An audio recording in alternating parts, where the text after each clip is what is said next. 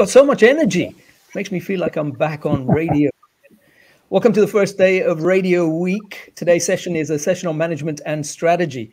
And primarily the big topic, running a successful radio station in the 21st century. And we are delighted to have an exceptional panel of very experienced radio industry professionals to provide their insights today. I'm going to introduce each of them, tell you a little bit about them. Welcome everybody, wherever you are in the world. And thank you for joining us for this RedTech Radio Week. Hasina Kassem is the managing director of youth radio brand YFM, one of the first radio stations that were super serving young people in Johannesburg, South Africa, launched in the mid-1990s. And within a month of its launch, 600,000 listeners were supporting it. That's an extraordinary achievement. Hasina has been managing this adored youth brand since 2017. And it's a particularly challenging time that Hasina has been thrown this particular opportunity, because young people have so much more choice than ever before. It's exactly why we asked her to join the panel. She started a career with CNBC Africa working in legal and HR. There's that legal face we can see now. And then moved to YFM in 2012 as their legal and compliance manager before ascending to the top position. Thank you, Hasina. Ken Benson is co-founder and partner of P1 Media Group. It's been an amazing ride from 1982. Can you believe it, Ken? From 1982, when you worked as a DJ at WBAB in Long Island, New York. Since then, successfully programmed multiple radio stations, including world-famous Z100.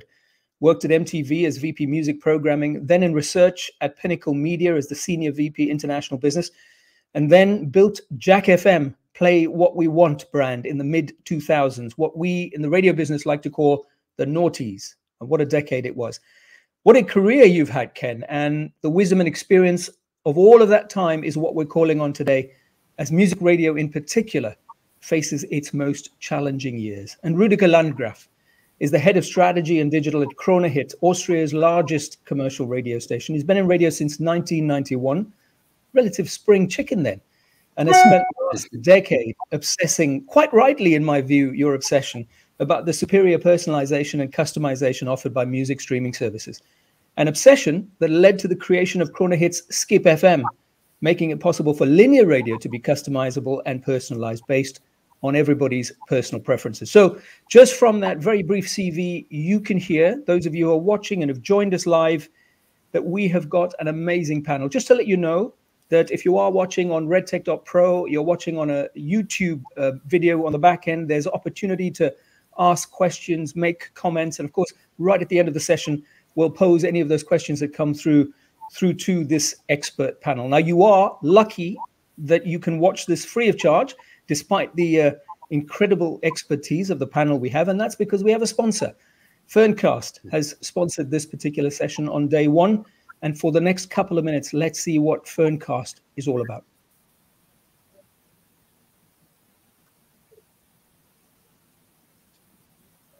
And we're waiting for the video.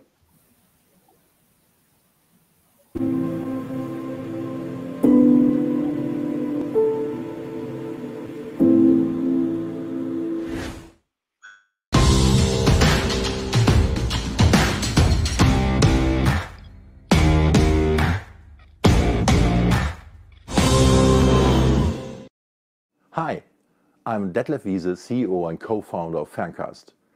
Together with my team, we created Extreme, the new software solution, let me even say revolution, for the radio market.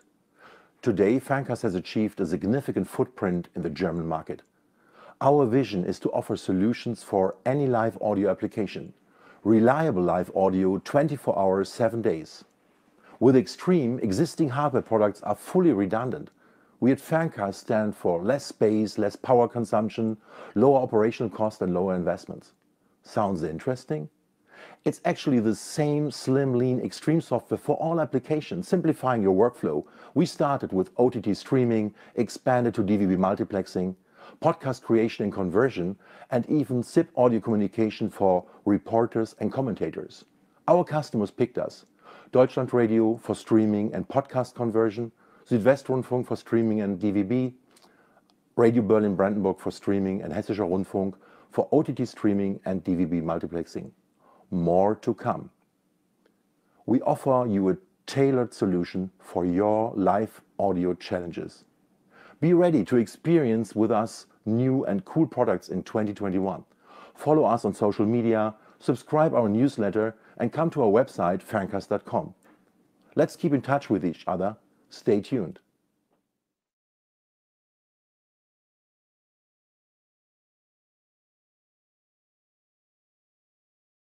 And yeah, thank you, Ferncast, for taking care of this for us, for sponsoring today's session. And let's get to it, the challenge.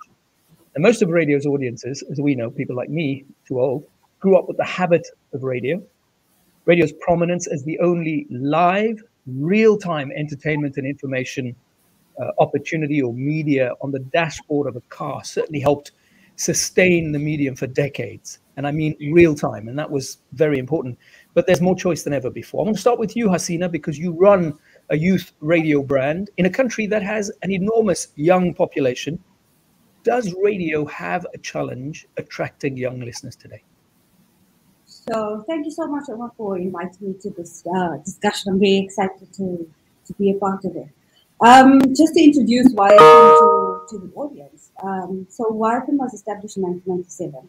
Speaks to a market aged between 18 to 35-year-olds, and that's just the recorded age that we speak to. But naturally attracts a much younger audience as well, which is not surveyed.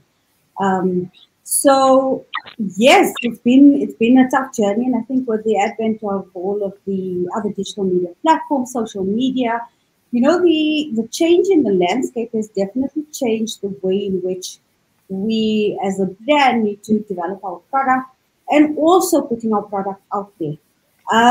Especially over the last 2 years with the pandemic that we just all gone through, we noticed that there was a change in consumption patterns. So what we knew to be a fight for audience attention was now propelled into a space where you weren't having people moving around as normal, and naturally that changed the way in which the younger audience consumes different types of media. I think there's also been a global trend towards time spent listening reducing with the varied options, a myriad of options that are available to the audience at this stage. So yes, it has been a challenging time, but I think as YFM has always been at the forefront of change and has always been at the pulse of the audience. So in as much as it's been a task, it's come very naturally to make sure that we find ourselves in spaces where our audience is at. So if they're playing on mediums like TikTok, which we found, especially in the South African market now, there's been an uptake in, we play in that market. And over the years, we've seen the same thing with Twitter, Facebook, and other mediums for that matter.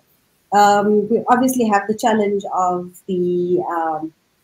or what others would assume to be the challenge of the music streaming services. And again, I think all that's happened is that it's forced us as a brand to continually innovate and find new ways of keeping the audience within the brand community.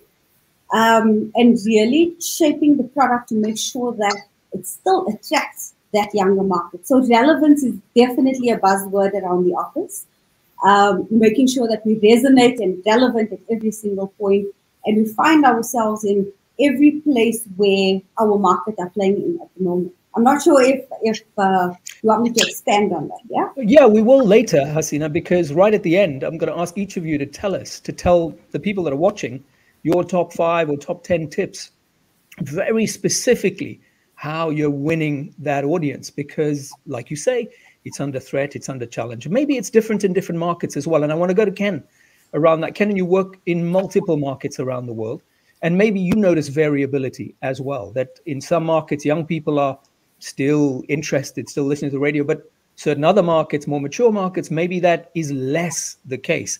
Give us some insights.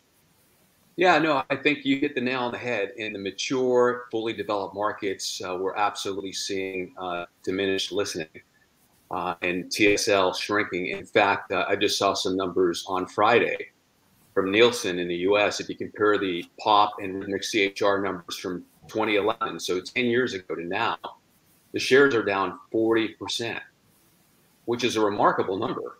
And it just reiterates that the world has changed. right? And as Hasina said, there's so much more fighting for young people's attention that we need to change as well. And I think there's been this conservatism in radio programming now for way too long. And we're playing defense instead of offense with all these things going on around us that we really can't control. Yeah, we can get into TikTok, which, by the way, was the #1 most downloaded app in the world for the last 2 years, right? This is happening. And the 18 to 29s and 20 to 29s are the biggest users of that platform. You know what's happened with Spotify and other streaming platforms. Now, we're not designed to be a Spotify replacement. We're a different experience. And I think we need to think about the strengths, what we can offer, the points of differentiation. And I do believe there is a place for companionship, for a place for people to feel connected. And radio needs to work really hard on redefining itself. And again, to reiterate something Hasina said and what they do, how do we remain relevant today and into the future? Yeah, that's correct. We're going to obviously come back and get into the detail, get into the weeds, as it were. Austria, Rudiger, older population, I would think. But you know, the problem with people like me at this age is we're dying off. We're getting older. Radio's audience, traditional audience, people who grew up on it, fewer and fewer of us around. What's happening there? Yeah, people like you and me have a limited customer lifetime value compared to young people. We have to admit that. That's right. I'm totally with you in that. So the point is that I couldn't agree more with the two previous speakers. I think radio has to think of its strengths. Often we're thinking of how lucky the Spotify guys are to have this personalized experience for everyone. And we can bring people together. Radio can build a community. Think of the big fundraisers on Spotify. I don't know of any of them. So obviously, Spotify is used as a very selfish medium. People use their own playlists, and that works like a breeze, and they have machine learning and everything. And they have the music rights for that, which is also pretty hard for the broadcasters to overcome that obstacle. But radio doesn't have a disadvantage because it broadcasts the same thing to everyone at the same time. It should be the advantage. And if you think of that, it's about bringing people together. It's about creating live and unique content with beloved people that you want and that you know. And that's something we have to focus on, even if we know that young people are interested in music. And it's not like all of the CHR stations will turn into talk radio stations and that will save the radio industry. I'm not so sure about that. But music alone is simply not enough in times like these. That's a very trivial thing. But I think charity always is a good example how to bring your community, your listeners into the same shoes and unite them in a tribe, and that's totally important. But I just want to add a second point. Sorry. The hard thing is also we don't know exactly how to measure it. I mean, when we're talking about listeners' figures in all the countries, we have different ways of measurement. Ken just mentioned before the latest PPM data from the States that's measured differently to Austria or to South Africa. In Austria, at least, we know it's pretty hard to get young people into the telephone interviews that we're still using. And we're starting now with a little amount of web interviews. Issue is that the big stations are not a big fan of web interviews because typically they are prompted, so people can tick from a list the station name, whereas in telephone interviews, they have to remember themselves. And with young people, it's pretty hard to get those people to a phone call of 20 minutes or more to find out their radio behavior. So this is also a big obstacle for the industry in the long run, how to keep our ratings research future-proof. So sorry. No. I'm glad that I was going to talk about that a bit later, but you know, this is it. This is the device that changed the world for radio. But we can all pick it up here. Use your broadband, use your plan, and you can listen through apps and so on and so on. But the issue is it as attractive? And again, the dashboard being really critical. So I definitely want to talk about that. But is it as attractive as the other alternatives you can pick up on that device? So when you were in your car, and when I was a young guy, this was it. You had the radio, news, information, music, nothing else, no choice. CD, but that's why I mentioned real-time live. CD wasn't, right? It was a different experience, like you're saying today. Now that world is gone. I want to hear concrete ways from each of you for how we step up and become relevant and important again, or stay relevant. I mean, you've sort of touched on these things, but I want to hear concrete ways. So let's start again. Let's go round again back to you, Hasina. Concrete examples of how you can still own that dashboard when we know generations of vehicles coming now and will soon be everywhere else in the world. It's not your only choice. Radio is not going to be your only choice on that dashboard. Generations of listeners, this is the primary device. And there's so much else that you can get in a queue while waiting for Social Security or whatever it is you're waiting for. Talk to me, Hasina. Okay, so I think Huda actually mentioned something quite important, and it's about what is radio's unique selling point. Within the South African landscape, I think, you know, it's really showcased itself and put itself up as the hero of connected media. And it's about that personal connection between the listener and the other person on the other side of the mic. And playing to that, I think, is a really important thing. So, yes, you have a myriad of options available. And what we found is that our listeners are obviously still looking for the local type of content that's going to resonate with them. So what we've done, I mean, we've launched our app, and it's been 3 years since we've launched the app, and have been actively pushing app listening because, as you said, you know, mobile device listening has increased considerably. And I mean, in the South African market, naturally, YFM has one of the biggest audiences on device listening. It's about creating content that they're consuming on other platforms and making it available, and similar content developed by the station itself being available on that platform. So keeping the audience with us, making sure that from a presenter point of view, the presenter is connecting at a level, because largely, I mean, that's the difference between radio and any other streaming platform, right? You have someone speaking to you in a language that you understand.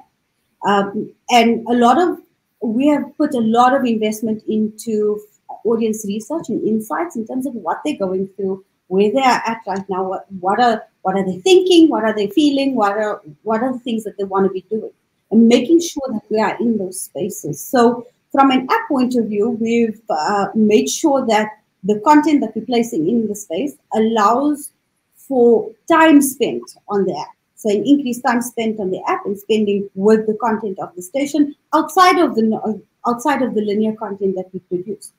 So on demand, making available on-demand radio listening is definitely something that we've done, and it seems to be working really, really well. So basically, if someone's not consuming live radio at any given point, they are able to go back and listen to their favorite segment at any point, at any other stage in the day. Our app is also very data efficient, which is a considerable issue in the South African market. I mean, our data costs are really, really high still. And there is a massive barrier. And I think that's also something that's very important to us, is making sure that we create the level playing field in our space. You've got areas in which there is access to the internet, and then there's a massive part of the audience who don't.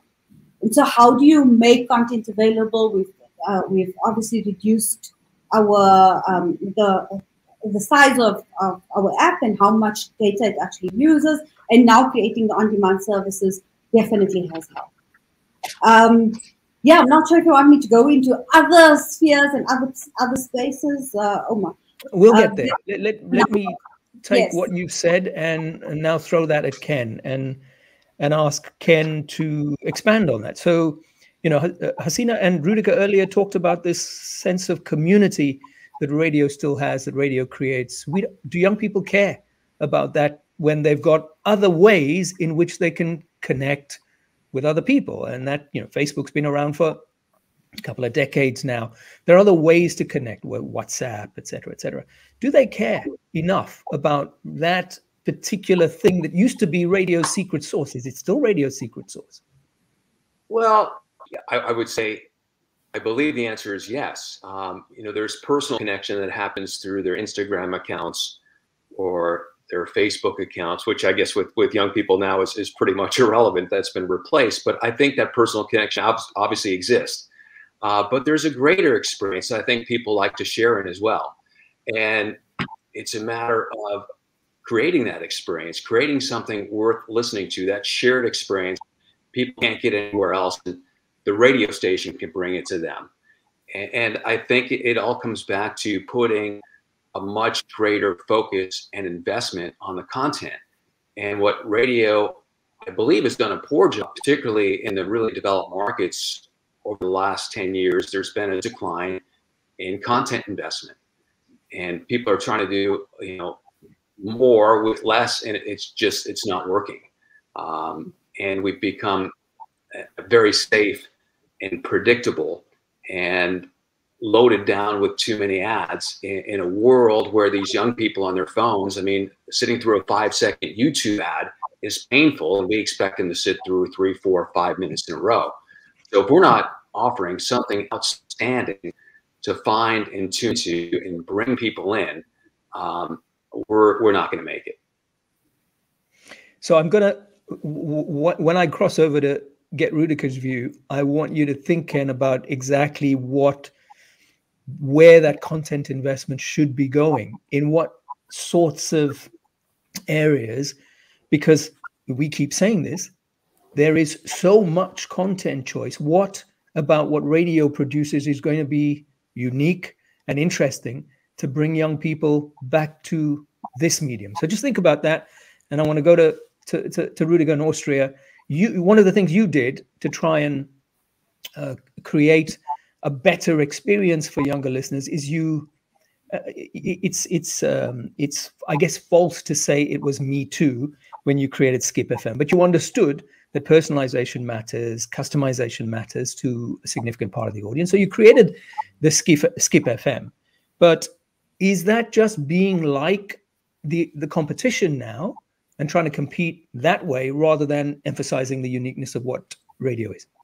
I think you have to do both things. You have to rely on radio strengths, but you cannot deny that the radio usage has shifted to new devices. And I think every device has its own logic. Like a smart speaker, for example, you don't need too much interaction there. People don't say, "Hey, Alexa, skip every 3 seconds." They just are pretty happy with some background sound. It's a different ballgame on smartphones.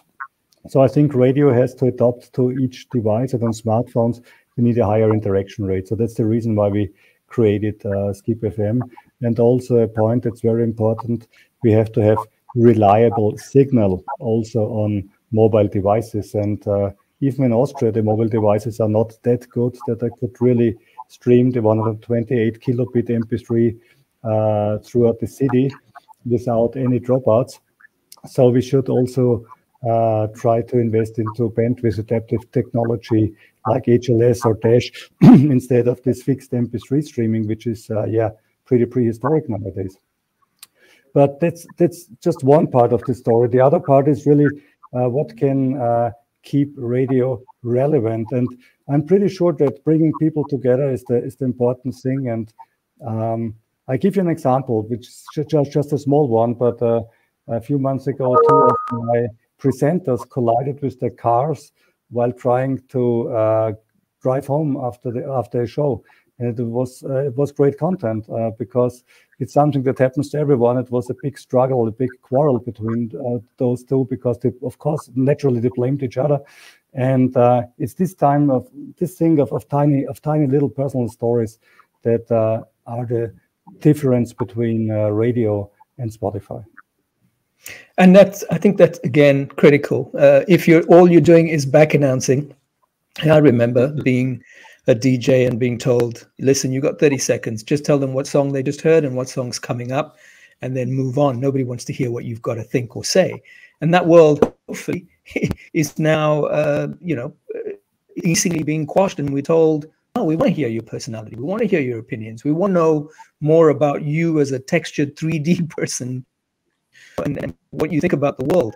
I'm going to come back to you, Ken, because I'm hoping you've made those notes now, because I get to you just now to push you on. But Hasina, concrete examples, anecdotes, I think are going to be important in this discussion for those that are watching this. They want to know, what do you mean? We're speaking these words, but tell us something that you did that resonated and made an impact, and young people just went wild, and we created some virality as radio, because that's what everybody's talking about. This is viral, this from TikTok, wow, look at it, it's just this meme, that. What are we doing that's going viral? Have we managed to create that kind of excitement that these other platforms seem to be doing, and then creating memes and etc.? Sure. Okay, so I'm going to give you a couple of examples of what we've done over the last while.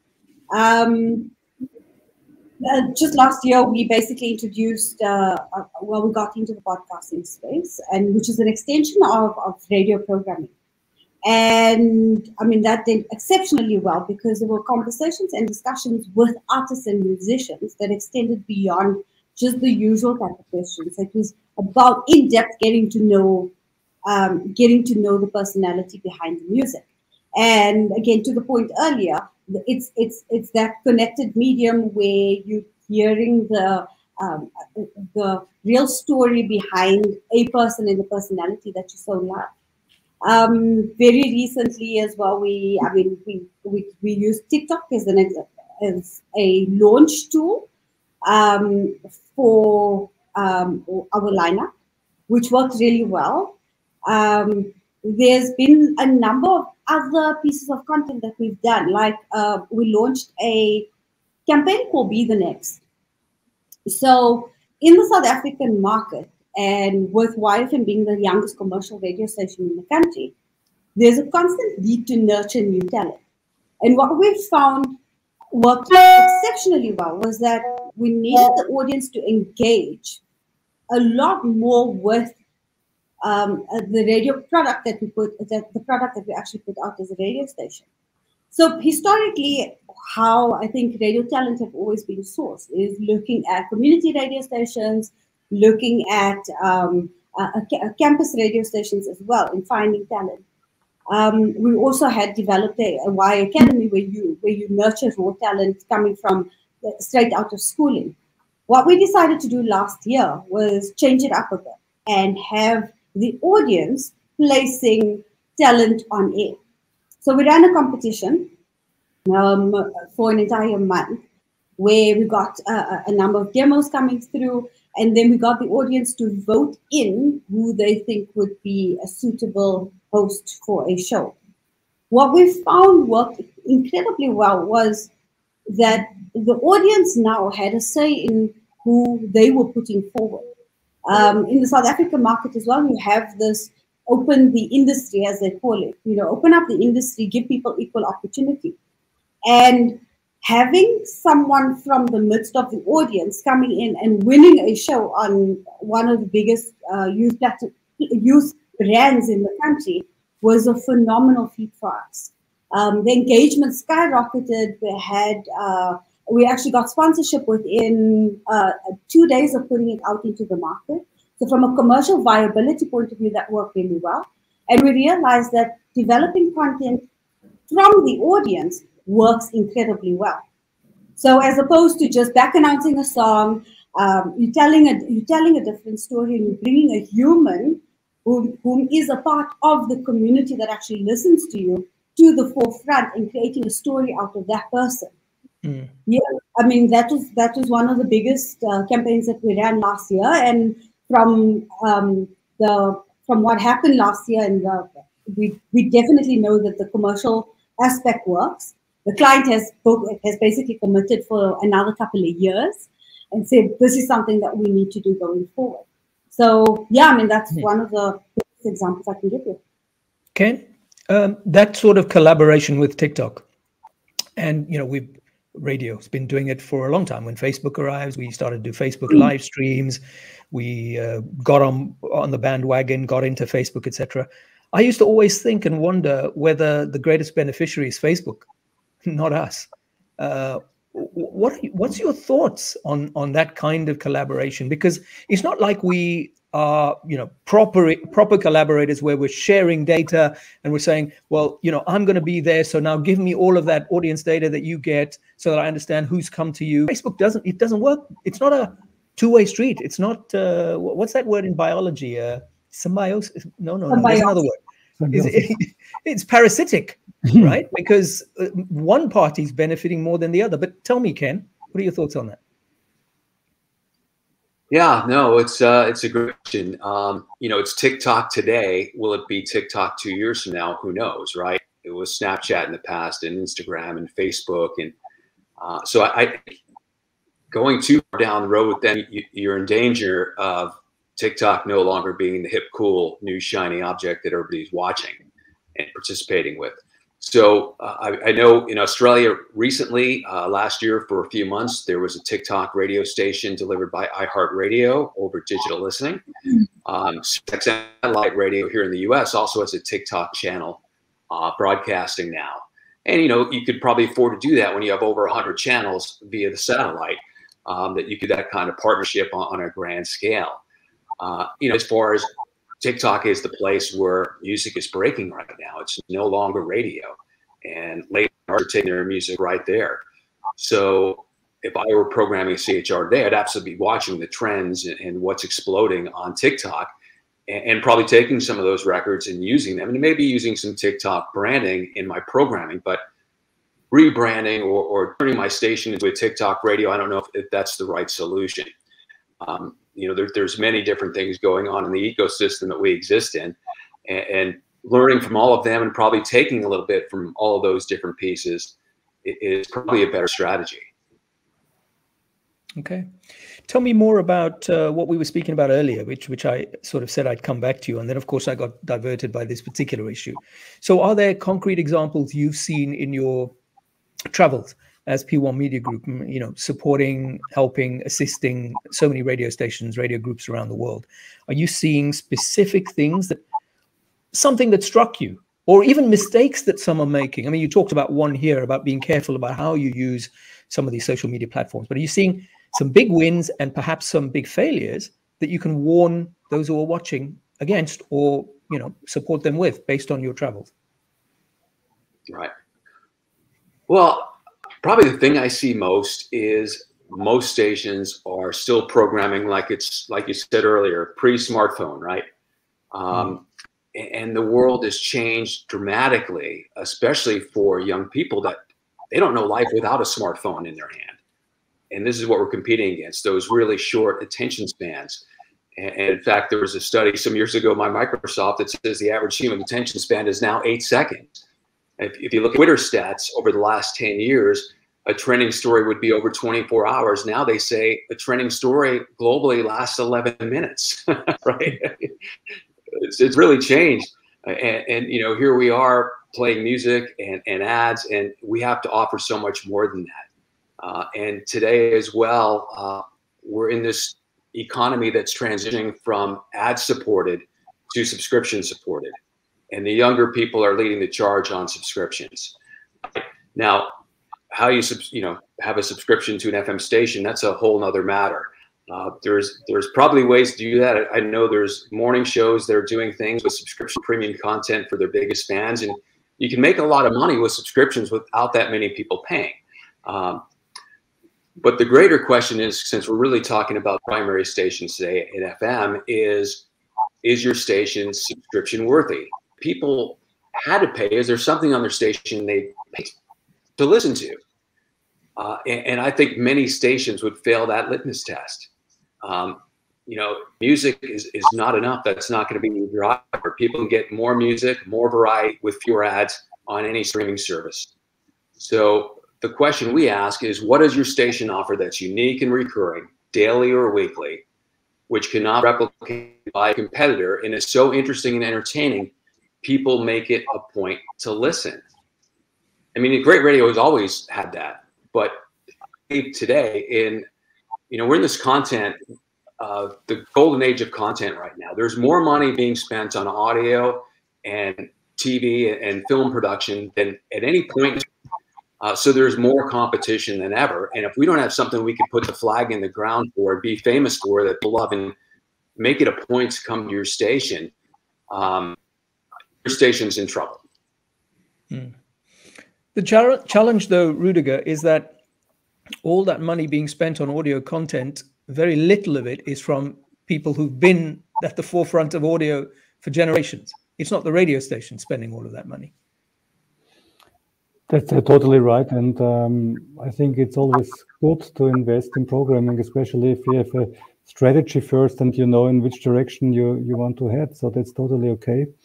But we also have to say that radio still has such high ratings that make it hard to be so tribal like small podcasters are, or social media bubbles are.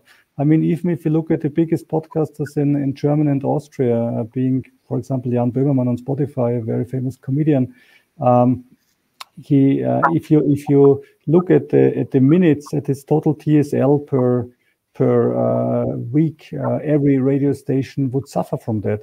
So we are still a little bit haunted in having to find a compromise that doesn't exclude too much, because building a tribe also means excluding other people, and we have to be careful to find the right amount of doing that, not to kill our own ratings. So that's something going on.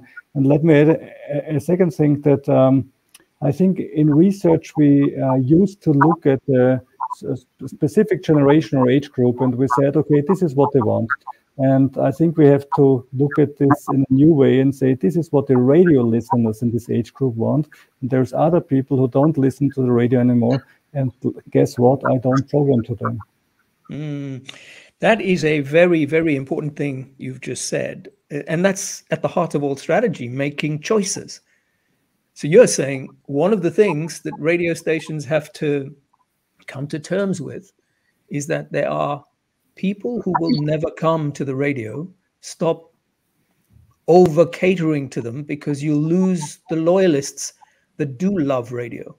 And that's hard to do, I'm sure, because if you're draining audiences and some of those that are leaving you have decided that their passion is the alternatives that are available, do you go after them to try and win them back? Or do you say there must be more like the ones I already have, but I just haven't found them yet? What is the right thing to do here? Rudiger? I think the right thing is not to run after those who have already left radio. And it's easy, for example, to tell in music styles. There is a music style in Austria which is very strong on YouTube, which is German hip hop. And every time we test it towards the radio audience, it doesn't work at all. So obviously there's a huge difference between 17-year-olds who listen to music primarily on the smartphone on YouTube, and among those people of the same age that still listen to radio. And I think we have to try to address those people who stick to radio and do our best job there, because the others obviously are in such small groups that it's really hard for a mass medium to approach them. We can approach them, of course, with some of our spoken word content and also by the personalities we have in the radio. But music-wise, I think they're gone. Ken, how would you respond to that as a strategy, as an approach? Well, I think Rudiger is really on the money. We can't serve every niche out there. We're a mass medium, right? We still need to deliver mass audiences to monetize our radio stations. So, how do we do that? We do that with amazing content. And as I've said multiple times already, it's not the music that's going to deliver that in the numbers we need anymore. So, I've certainly have some thoughts on things we can do there, if you'd like me to share a few of them. Yeah, please. That's what people are here for. But, please go ahead. Yeah, we've got to, pretty tear up the playbook. We need to experiment. We need to do different things. We need to deliver things differently. I still believe, CHR can be, and I guess since we're talking young audience, let's talk CHR, because that's what would affect most of us tuning into this webinar. It's a contextualized, lean in the moment experience. These young people have an insatiable appetite to be entertained and to laugh. I mean, just look what they're doing all day long on TikTok. They're watching short videos that generally are funny or get a smile. YouTube is much of the same. Obviously, we've got to play the hits and mass appeal records. We're not the place they're going to hear new music. In fact, I think a lot of CHRs make big mistakes when they're talking about, hey, this is the latest from so-and-so. And a lot of your audience heard that record on TikTok 6 months ago. You know, I think the traditional DJ approach, whether it's done or not, I don't know, but I would certainly be experimenting. We know authenticity is kind of a buzzword of the day, and having real people on the air that sound like real people, not hypey DJs, is essential. We need to think about new and different types of features, whether it's a listener-hosted playlist, maybe a late-night podcast feature, a Spotify playlist. You know, I think something that radio used to do a fairly good job at, and is become jukeboxes, but you think about what the pandemic has done to young people, particularly. There's a lot of young people that are very afraid, depressed. Their lives have been put on hold. And, you know, here we're this fun radio station making people laugh and playing music all the time. It might make sense to experiment. And why not have a counselor on at night or a psychologist on at night that would take calls from the audience and talk to these people about real problems that are really affecting them. You talk about a connection and being stronger. I mean, you know, I even think back to as a kid in New York, there was a sex therapist on a station on a Sunday night, and every kid in high school would listen to it and come in the next day and talk about it, because you can hear about things that you couldn't talk about with your parents. You couldn't really talk about your friends because you didn't know. But we've got to think about making a much more meaningful connection with the audience and being a place that's not just fun and entertainment, but a place that really reflects their entire life. So I think those are a few things that I'd at least be thinking about as you try and reinvent for today's audience. Thank you, Ken. To Hasina, you talked, I want to take this back from just segueing, to use that lovely word from our industry, to you, Hasina, recruitment. So you talked about doing this sort of reality show way of bringing new DJs in, but are you recruiting from different places now? Because people are so, you know, their ambitions are different. They used to want to be radio DJs, now they want to be TikTok stars or YouTube stars and that sort of thing. Are you recruiting from different places than you would have done 5 years ago? So yes, there's definitely a move towards that. But as you know, Omar, you know, there's a very specific talent that you look for in broadcast, in a broadcaster, in a true broadcaster. And so we generally, we do have a struggle when it comes to taking a TV personality and shoving them in front of the TV, mic. but that's so 20th century. Why are you even talking about TV? No, I'm just saying in terms of from you know, and you can take like we've recently, so at our launch, we actually did a brand refresh launch in October. And what we did was we partnered with the likes of TikTok to do a live stream from there. Taking a personality and a talent from that is really big on the TikTok platform, a South African local, very relevant someone, and teaming her up with our breakfast co-host, we worked really, really well. And so that's obviously triggered for us. How do we go and make sure that you're creating broadcasters? Because it's very important for us to make sure that you are developing a broadcaster from talent that exists in other spaces. So yes, there's definitely a view to getting talent from other spaces, as opposed to taking a broadcaster and trying to plug them into different platforms. It doesn't always work. The authenticity is that Ken was speaking about now is a really big thing for us as well. And you know, you're speaking to an audience who are so real, who get and understand what radio is. So even through our focus groups, you know, historically you wouldn't find the audience understanding when a jingle would play, how commercial content is integrated into normal content, and they get all of that. They're a very smart audience, and so authenticity is really important. And making sure that you're bringing raw talent or raw conversations across.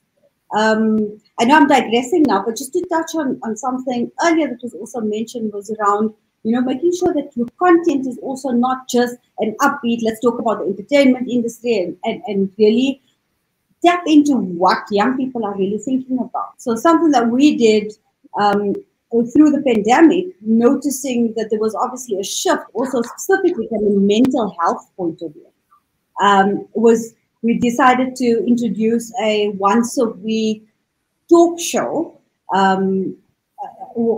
talk hour or talk 2 hours during the week, which is introducing just a completely new program into our lineup. And what we found was the uptake was so massive, and there was definitely a need to speak about real issues. And what that led to was, over this last programming year, we then introduced it on a daily basis. And you can see that it's helping. It helps the community. It helps our audiences. And basically, that's what attaches them to the brand. Because now they've got a brand, a youth brand, that not only speaks to them musically, which is predominantly why they come to the station. They come for the music, they come for the entertainment. But now they've got, personalities that connect with them in terms of what they're going through in their day-to-day lives. Understand their mental health. They understand the struggles from an unemployment point of view, which is something that's quite rife in the South African market. So it's really, there's a fine balance that we've had to strike over the last few years between going the very tribal niche market, which is where I found we were heading, just to sort of avoid being the run-of-the-mill radio station, right?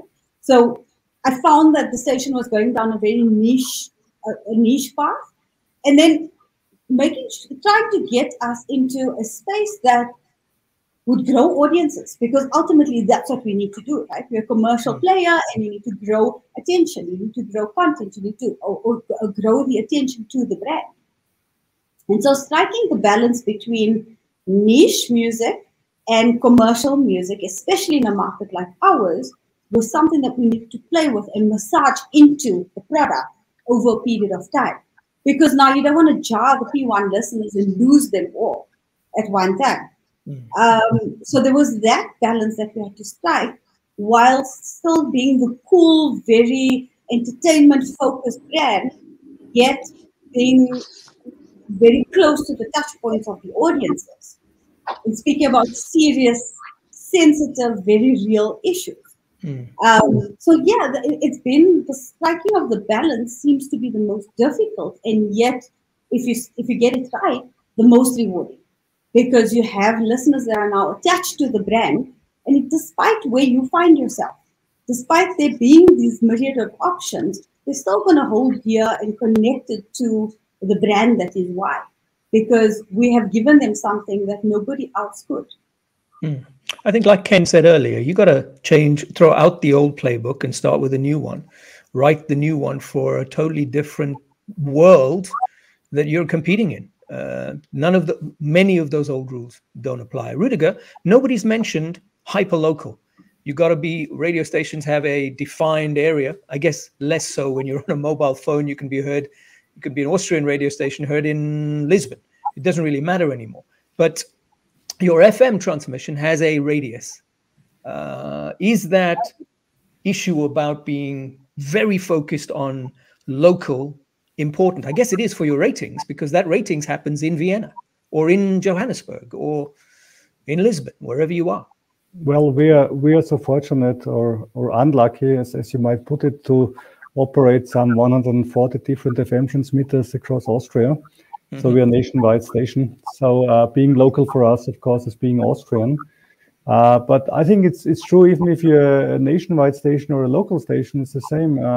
This is your own target. This is your market. These are the people that you are supposed to know better than the international players. And of course, having said that, it's important to be local. Does it help that you speak in a language that is different from the big platforms? Like, they tend to be Anglophile. They tend to be English. the Googles, the Facebook, I guess TikTok's just video, so it doesn't matter what language you want. Does it help to be speaking in German, for example? Does it put up barriers that you're a non-English speaking country? I don't know if it does.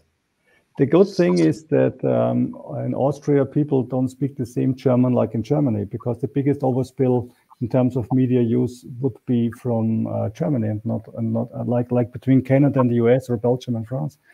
But the point is that we have our own Austrian radio language, so to say, which was created sometimes in the 1920s. And still then, there's an Austrian way of pronouncing things officially. And that helps us to be accepted as an Austrian radio station.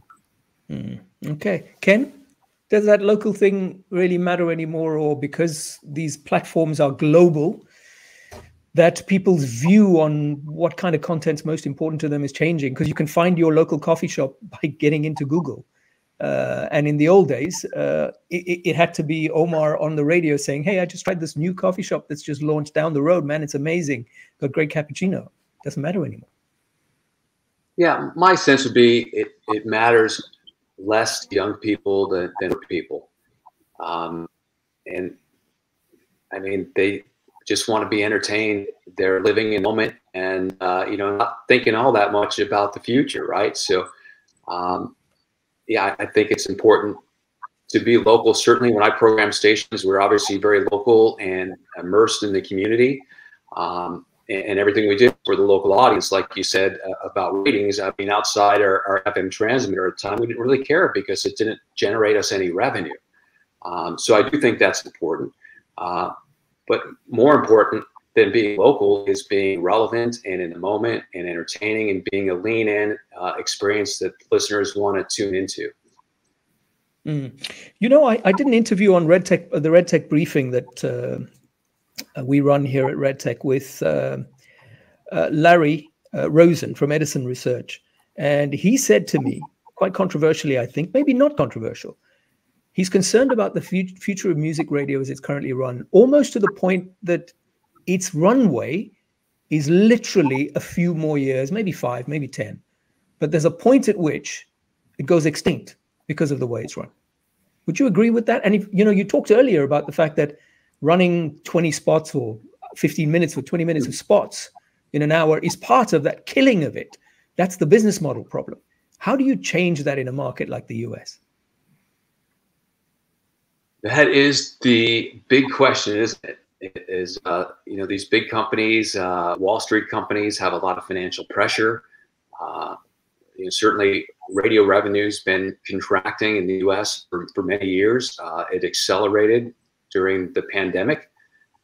So people are asked to do more with less, and it shows. I mean, we did a series of focus groups in the U.S. this year talking to audiences 35 to 54. And 35 plus is still a pretty good radio listener, right? They grew up with radio. It has a different meaning and context to them than a 15-year-old. But they're even noticing some of the things that we thought, they couldn't possibly notice at all the contests or national now. And that the stations aren't as visible as they once were, even in the local markets. And other things like that. So to me, that was really concerning and really an alarm that the people that we monetize the most, the people that listen the most, are starting to notice some of the weaknesses that we've created on their own. It is very concerning for the future. Do you think there's a runway problem with radio, Rudiger? When you think about Europe, another mature sort of environment, most of the markets here are mature. They've been, radio's been around for a long time. Broadband is ubiquitous, low cost. That's, I guess, is a little bit of a barrier. It gives her maybe a longer runway, because not everybody can access the internet at very fast speeds cheaply. That's not the case in Europe. Yeah, absolutely. I mean, data in Austria is almost free, even on mobile phones. So you get unlimited bandwidth now for 15 euros per month. You get unlimited download volume on your smartphone. So this advantage of radio is gone. I know the idea that music radio will be extinct somewhere in the future. I'm pretty sure it's true. I just don't know exactly when this future is going to take place. So if you ask me now, do you think that in let's say 2100, music radio will still be around? I'm pretty sure it will not be around anymore. I'm pretty sure it will be around a kind of creating something together between people in an audio way that can be marketed. If we had invented, if Marconi or Popov or whoever invented radio could have invented it as a personalized stream, he would have done it. So a lot of the stuff we learned in radio is how to overcome technical obstacles that this kind of broadcasting brings us. And a lot of the art we learned in that, like how to program a clock and everything, is obviously pretty obsolete in streaming days. And we have to face that. I mean, a lot of the stuff we know we don't need anymore. It's just like that. But what we also know and what we also have learned is how to influence people and how to really get under their skin and how to give them goosebumps by radio moments. And this part of our knowledge will never be devaluated. Mm. Okay, we're almost at an end. There are a couple more issues I want to deal with. One, remember, you guys are going to give these sort of 6, 5, 3, whatever you've got, great tips for those that are watching. So make sure that you're preparing that. But before we get to that last bit, and remember, we've got the extra window of 15 minutes. What I wanted to ask about is that measurement thing that Rudiger brought up very early on. Even today, apart from the fact that, you know, with telephone surveys, young people don't have 20 minutes to answer what they might think are inane questions. But measurement seems to be very much caught in a very different century, because our listeners are listening on different devices. They're listening at different types of the day. Catch up, for example. And, you know, you mentioned it, Hasina. People can listen whenever they want. They miss the morning show. They like the personalities. They're listening at 6 p.m., not at 6 a.m. But that's not captured necessarily because of the way questions are framed in terms of the way surveys are done. Are we missing? How do we change this, the way ratings are done, so that perhaps they're more accurate? Because people are listening to morning shows at different times. They're listening to finance shows in the morning on the way to, it was last night's show, but it's, you know, plugged into their car and they're catching it the next day. Are we losing listeners because of the way our rating systems currently are structured, Ken? Well, there's so many different rating systems in different countries around the world. So, you know, some is recall, some is meter, some is people knocking on doors. I mean, it really varies significantly. Are we losing listening? I would say in most cases, yes. Just finding people to participate in surveys now is more and more challenging. The rating companies have the exact same challenges. The samples get smaller and smaller. With the portable people meter in the US, which actually measures undetectable code in the signal, it's actually picking up real, I don't know if it's real listening, but it's real exposure to audio, right? Whatever it's picking up with that decoded signal. I mean, you walk into a convenience store and you pick up a station you don't even listen to, but it picked it up for the 3 or 5 minutes you're in the shop, and that station is getting credit for that. I mean, the answer is no. I don't think there is a great system at the moment. There's experimentation going on, and I hope we find a better way to measure audio more accurately. But the big concern now, and particularly in some of these PPM markets, and even major markets like Los Angeles, hear programmers all the time talking about the influence 1 or 2 meters can have on the outcome of your station. It's unbelievable. And if you get those couple of meters falling your way, you can look fantastic. And as soon as the sample changes and a couple of those meters may fall out, you can look awful with no significant change to your product, with no major change to the competitive environment. And you sit there, you know, wondering, you know, what's real, what's not, and the ramifications it has for revenue are immense. So there's got to be a better way. Hasina? So we've, I mean, just very recently, actually, South Africa is a little bit further behind. We've recently just come out of diary audience measurement. and have introduced the CATI interviews as well as MediaCell. And so we are still awaiting a full 6 month worth of data from the CATI, and then introducing MediaCell research into our currency come March this year.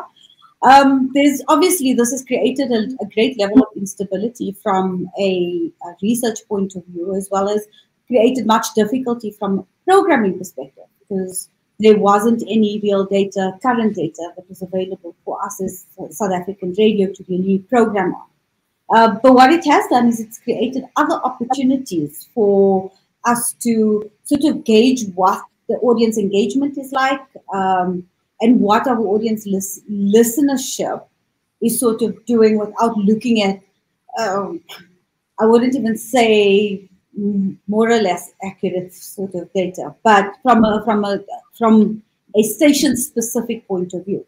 And just to give you an example, I mean, we've used our own digital analytics to identify what our audience is doing at any particular time. We've used our streaming numbers as an indication of whether or not certain day parts are actually working better than others. So yeah, we've actually found ourselves in a very precarious situation and having to find really creative ways of showcasing return on investment to the client base, as well as making programming decisions. But yeah, I'm very hopeful and quite confident that in the coming months there'll be introduction of new ways and new forms of audience measurement. Rudiger, until it's real time, is it ever going to be good enough? It means good enough for what? I think that radio ratings we're using are primarily for marketing purposes, to prove that we have good audience and also very competitive CPM, and that's the main thing. It's a measurement that the ratings agencies are used to, and it kind of works for them. Even if they all make their own research aside, still the belief in the official ratings is really high, and I think it's good for the industry, and we need that. Having said that, it shows clearly that for a radio station, it's totally important to bring your own listeners through the entry gate of these official ratings. And the entry gate in Austria is simply the question: do you have 20 minutes of time to talk about your radio behavior? And not very surprising, most of the people have better things to do, other than those that work in radio, of course. When I'm called, I would participate anytime. That's cool. So give them reasons to go through this entry gate. Means also make your own brand for them, a love brand, so that they have the feeling they can give you something back when they are called. You entertain them 365 days a year. So probably if once a year they're called and they can give you 20 minutes back, might make sense.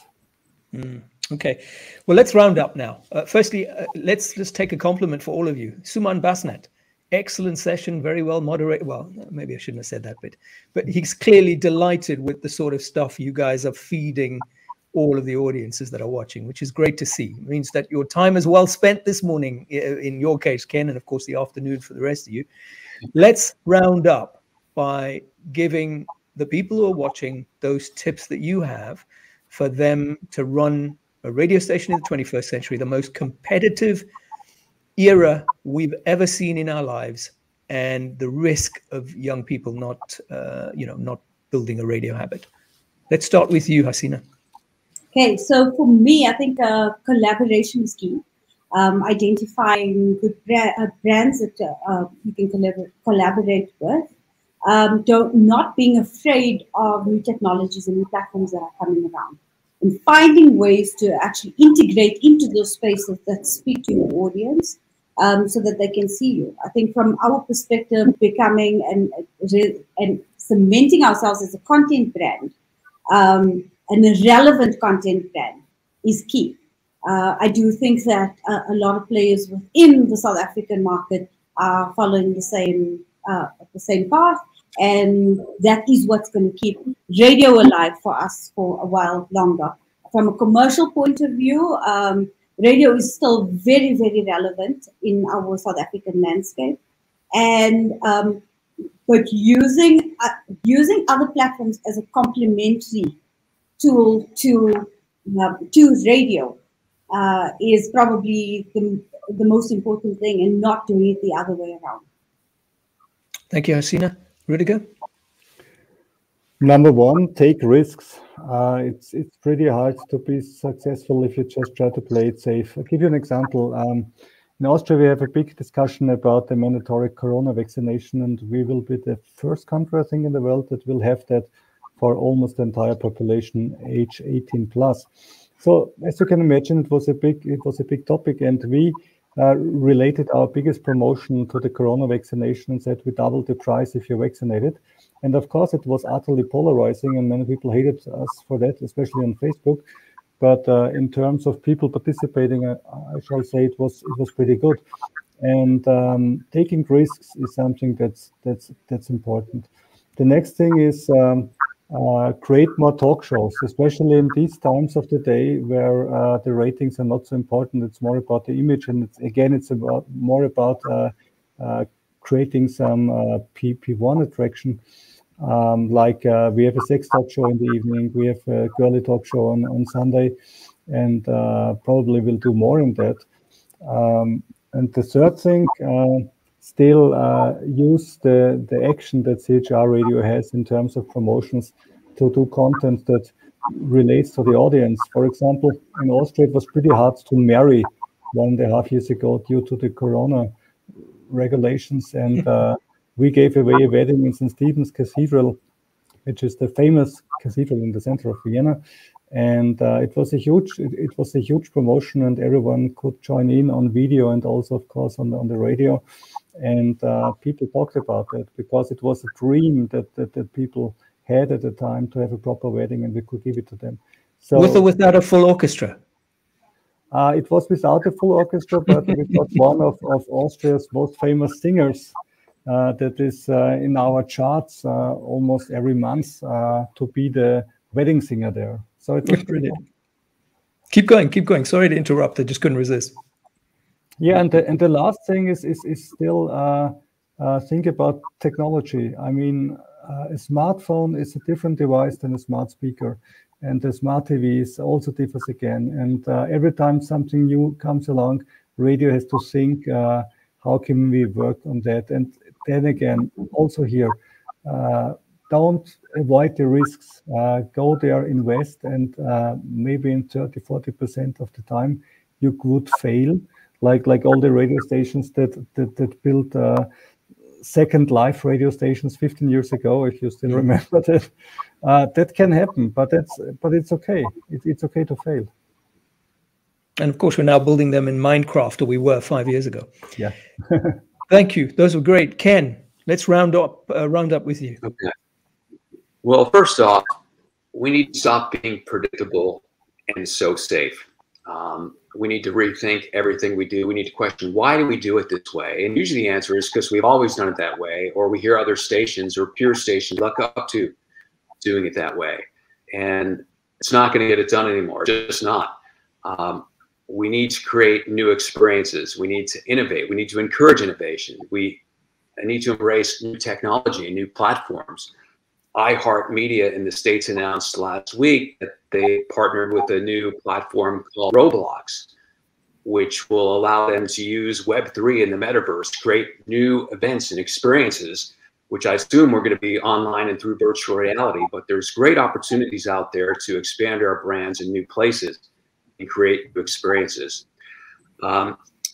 Getting back to radio fundamentals, I mean, great radio stations have always been remarkable between the records. A station that's been primarily music, unless it had a really unique format at a marketplace, never really won in a big way. So we've got to be great. And fear of missing out, FOMO, always another big buzzword, but yet so important, and always something, at least when I was programming CHR, was essential to what we did. And I look at people like Mr. Beast now on YouTube and social media with 88 million subscribers, and some of his videos getting up to 200 million views. And I look at the types of things that he's doing, And it's a lot of stunts that radio used to do. Mm-hmm. He was buried alive for 50 hours for one. The last person to take their hands off the Lamborghini wins it. Okay, we didn't have a Lamborghini, but we did that promotion, right? He did one I saw recently, took people on an Uber ride and let them keep the car. Gave people a minute to spend $1 million. Well, you know, in 1 minute in any store, there's no way they're going to spend $1 million, but it sounds big, right? And it gets people tuning in. And now with all the extensions we can do through the technology platforms, it's really a great opportunity. But I'm going to leave people with, I think, one summary point is, what is the way into your radio station? What's that thing that would make people subscribe to your station and pay if they had to? And again, I think if we can't answer that question, we better find something quick, or, you know, we're just gonna get lost in that clutter out there, because there's more now than ever. Fantastic. Thank you so much for the wisdom and expertise, Ken Benson, Rudiger Landgraf, Hasina Kassem. It's been amazing and a real honor and privilege to have you on the RedTech Radio Week Day One. I think we launched day one spectacularly well. I'm sure most of the viewers would certainly appreciate what you've said. Just for those of you that are watching and you have colleagues who haven't been able to catch this session because they've been listening to their favorite radio station and you couldn't interrupt them, tell them that this is available as a replay on redtech.pro, www.redtech.pro. You can watch the session, and it's not time bound. In other words, it's going to be there for as long as you need it to be there, so you can watch everything and hear the wisdom that we heard today from Rudiger, from Ken, from Hasina. Have a lovely day. Thank you so much for your time. Thanks, Omar. Thank you. Cheers.